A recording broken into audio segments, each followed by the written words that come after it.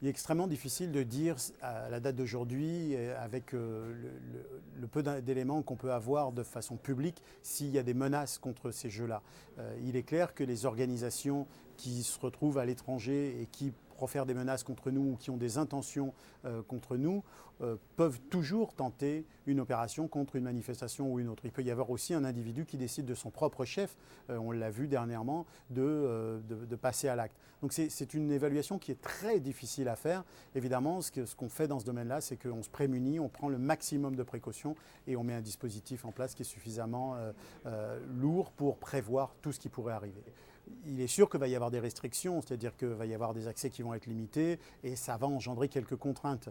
Vous l'avez vu dans les plans qui sont mis en œuvre pour la protection de ces jeux-là. Il y a une double partie. Il y a une partie qui va relever des autorités policières qui vont surtout s'assurer de la question de la sécurité publique à l'extérieur et puis une partie qui va relever de services de gardiennage qui vont assurer à la fois la sécurité à l'intérieur et aussi certainement le filtrage aux entrées et ce genre de choses. Et moi, je crois que c'est intéressant d'avoir comme ça un système qui soit mixte, qui permette de ne pas trop monopoliser ou de ne pas monopoliser uniquement des policiers sur ces manifestations-là et donc de les détourner entièrement de leur mission et donc de, entre guillemets, déshabiller certains autres axes de la sécurité de la ville pendant un certain temps et en même temps d'avoir des gens qui sont des gardiens de sécurité, qui sont des professionnels, qui ont d'ailleurs un permis de sécurité, un permis de gardiennage, qui vont, eux, faire leur métier sur le périmètre à l'intérieur et qui vont soit détecter des gens qui auraient des produits illicites, soit des gens qui peut-être essaieraient de passer l'entrée de façon illégale ou qui commettraient des actes illégaux à l'intérieur du périmètre.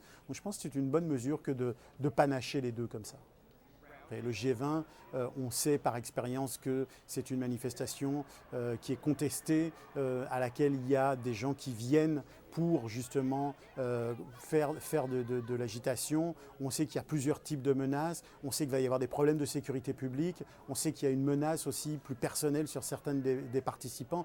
Donc c'est un niveau de risque qui est quand même très élevé. Pour ce qui est des manifestations sportives, on sait qu'on se place dans une catégorie nettement inférieure et effectivement, les enjeux politiques ne sont pas là, donc ça enlève quand même une part de risque à ce type de manifestation-là.